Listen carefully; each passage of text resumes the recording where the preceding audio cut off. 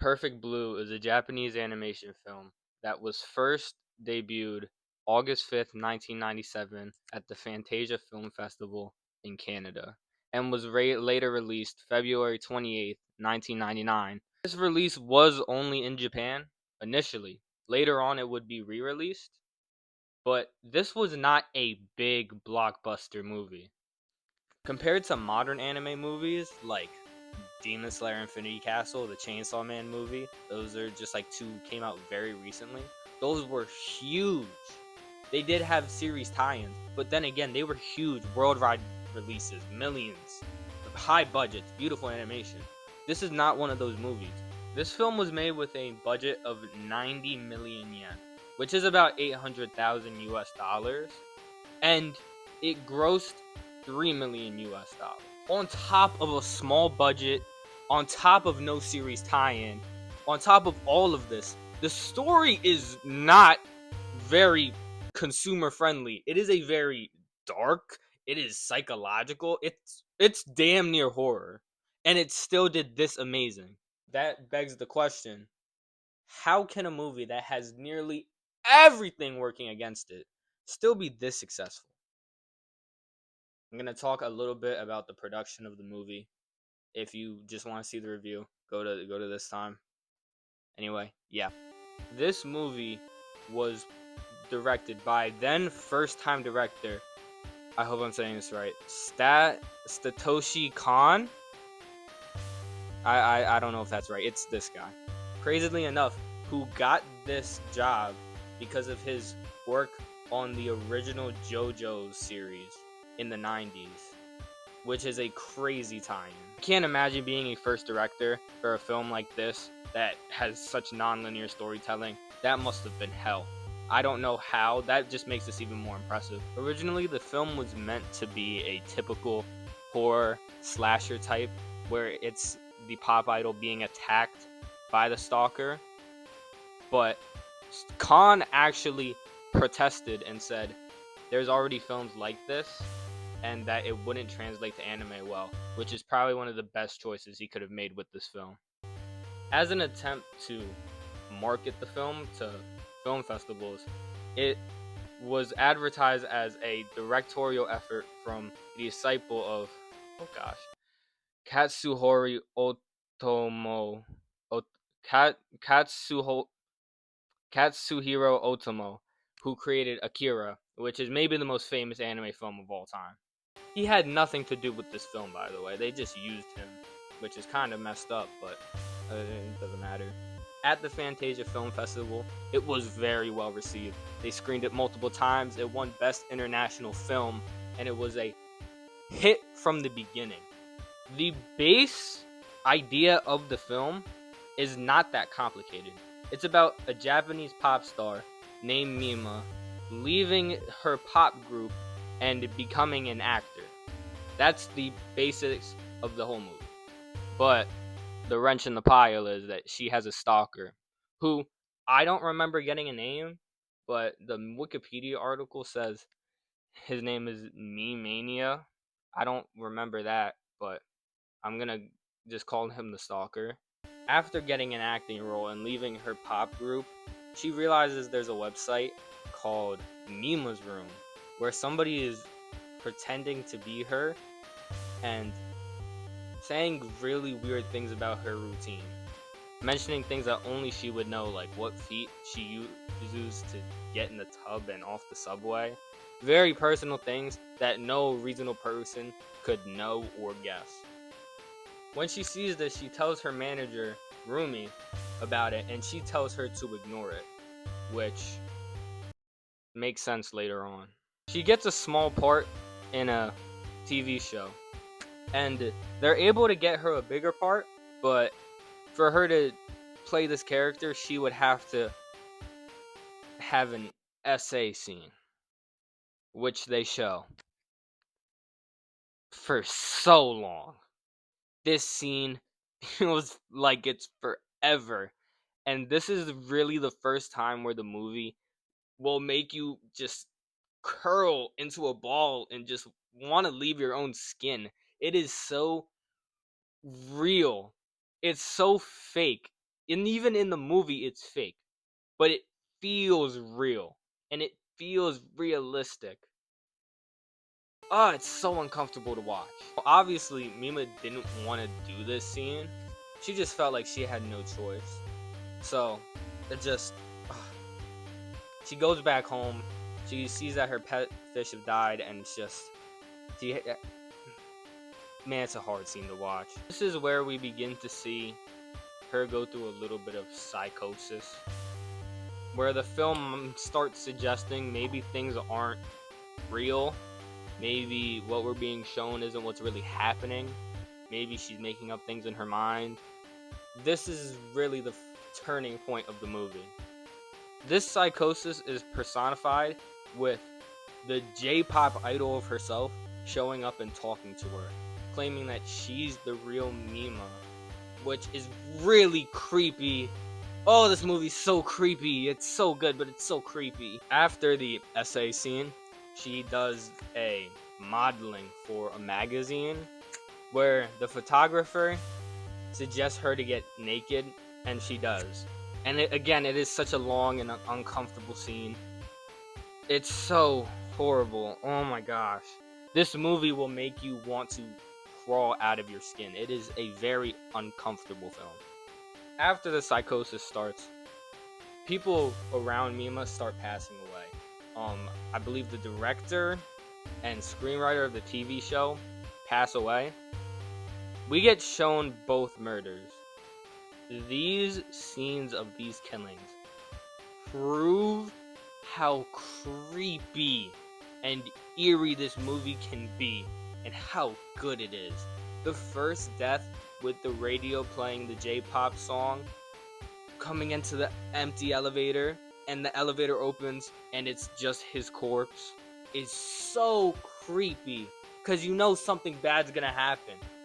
But it's the first time you see extreme violence like that in this film. It's jarring. And then the second murder is, we see Mima committing the murder. And we see her dressing up as a pizza person, going to the screenwriter's house, or whoever it was, and stabbing him, the main character. She wakes up and is like, oh, it was a dream. And she gets a phone call saying that he is dead.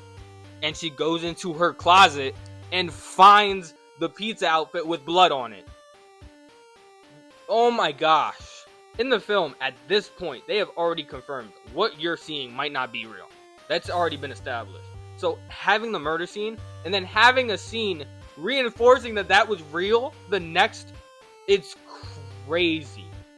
And then the scene after that is her waking up again. So you have no clue if this guy's even dead, if Mima did it, if it was her stalker, if it was somebody else. It is a perfect way to just make you question everything. Mima finishes shooting the movie, which, again, this is so creative. She plays the killer who committed the killings because of dissociative identity disorder. Now, clearly I'm not a psychologist. I'm not going to pretend like I know what that is. But Wikipedia says is a dissociative disorder characterized by the presence of at least two personality states. Oh, so it's like having like an alter ego.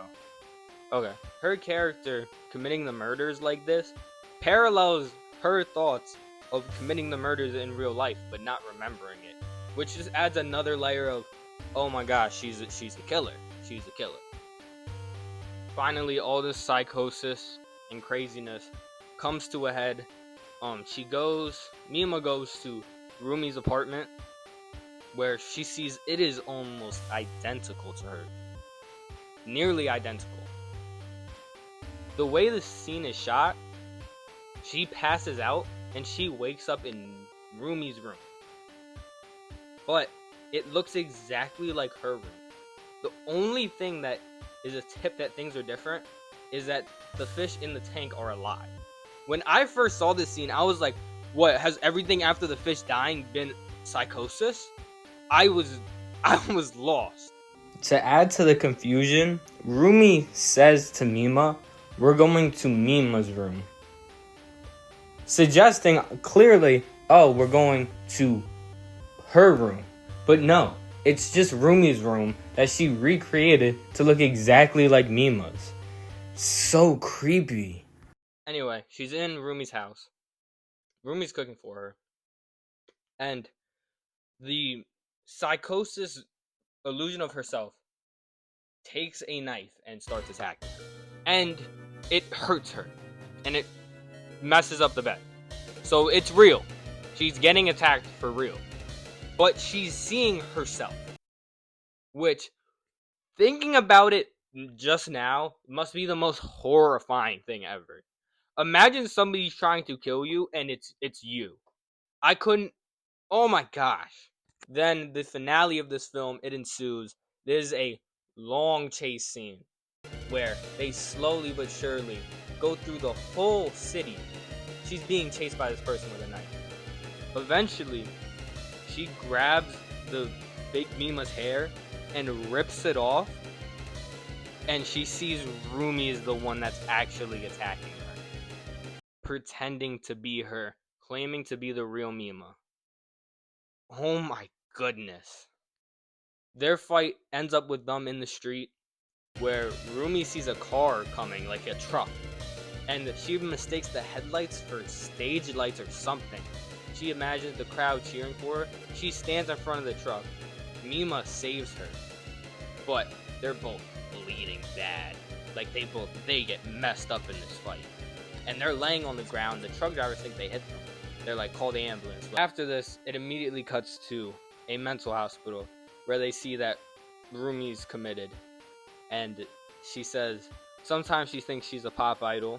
Mima is visiting her. And it all ends. Mima gets into the car and gets to explain, I am the real Mima. Which, to me, seems like a really not fitting ending. You're not going to put me through an hour of psychological horror and questioning and try and give me a happy ending. I'm not happy. That's my literal only gripe with this, and that is my personal opinion. And I just don't think it fits. It's a good ending. Now we went over how it was made. Now we went over the plot. Why is it so good? Firstly, the animation. It has that 90s animation style that is so beloved.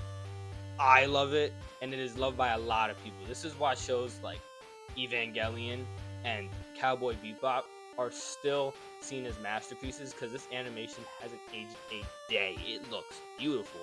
The animation style is very realistic. It's not like abstract. Even with this story, it's not abstract. Things feel real. Like I'm gonna go back to this essay scene with, it's supposed to take place on a strip club on a movie set. It is not supposed to be real. But the movie is so good at conveying the true emotion and the heart of this. Not by doing anything extra, just by making you watch it. With the cuts and the stops and everything. It is agonizing. It is like burns. I couldn't. Watching it for the first time, I was so uncomfortable. But it's so good at conveying what it's trying to do. It's making you feel how she feels. And that's really the only way that you can do that.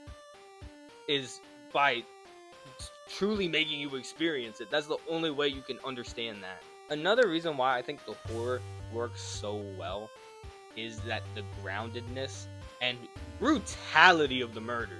Like, these people aren't just dead. They're mangled. Like this first death I was talking about earlier. It's the pop song in this empty garage. It is so good at building this creepy ambiance. And then he goes into the elevator. The elevator doors open and his eyes are gouged out. Blood is everywhere. He's not just strangled to death or anything. He is dead. He is super dead. And seeing this in such a grounded movie just makes it hit harder. I mean, it's like if you're watching a show like Code Geass and you see somebody get exploded, it doesn't really hit that hard. Because the explosions happen all the time. Lelouch makes earthquakes happen all the time. Like, people die in that show. But in something so grounded like this, the death feels so real. It is so real. you need to have constant doubt in your mind whether what you're seeing is real or not, because there is a fully fake SA scene. I don't even know. I'm assuming that it's fake, but it could be real. It really could be real. Cinematically, this was the most impactful scene for me because it takes place on the strip club set at the studio where this trauma first happened. So we're back to kind of like the birth point of this whole psychosis. It's the stalker that we saw from the beginning of the movie. This is the J-pop idol and the actor's trauma merging together, and it is horrifying. And thankfully, in the scene, she is able to fight him off, and he is saying creepy things. Just objectively, you're not the real Mima. Things to that extent. And it's horrifying. She is able to subdue him in her psychosis, and we're shown her afterwards, and she's okay. But this is right before the actual conclusion of the film. And at this point, I had been coming to this movie with the thought of course, everything's gonna be real. That's just how I see movies. I'm trusting. But after that scene, I was lost. I didn't know what to believe anymore, because the fact that something could have such a big impact like that, something that is cinematically, story-wise, a logical conclusion, just be fake. And oh my gosh, it hits so hard. I would not call myself a sensitive viewer, but this movie got me uncomfortable, which is not easy to do, but I was uncomfortable. Not to the point that I couldn't watch, but to the point where I was like, please, can we go to another scene? Because it loves making you uncomfortable. I will even admit, I'm not even a horror movie fan. In general, I don't really like horror movies. I think they're kind of cheap, they're kind of corny. And even psychological horror, I'm not a big fan of. But this movie was so good and did psychological horror so well that at the same time, it terrified me. Like, terrified me. I was literally watching the movie, like, tweaking. And at the same time, gave me a good experience. That's a very steep slope. If you go too far into the scariness, you can make the film unenjoyable. And if you don't give enough of it, you can make it so it was never enjoyable in the first place. And this finds the perfect balance of that. It does a great job. And even the twist ending is very subversive. I feel like I've seen the trope many times where somebody is going through psychosis and they believe that they're being chased, and they end up running off something trying to escape, and it ends up they said they committed suicide. That is kind of what I was expecting when I first saw this ending scene. But the fact that it actually turned out to be her manager was a great twist. A truly subversive twist that I had never even considered. Rumi as a character seems not very developed, besides, I want the best for Mima. And the fact that she's the one that ends up turning on her is so good. So good. If it wasn't clear, I do love this movie, and this is a recommendation for sure. This is probably my favorite horror movie that I've ever seen. To be fair, I haven't seen a lot, but this was a very good movie. And this is a very good movie that you should watch. Anyway, this is going to be the end of this video. If you enjoyed this video, drop a like. Maybe subscribe if you want more. Drop in the comments like your favorite scene or why you like this movie so much if you have seen it. This video took some time and effort, so I appreciate anything. New videos coming soon. If this is your first time seeing me, go follow my TikTok. I make pretty much daily videos talking about whatever. And yeah.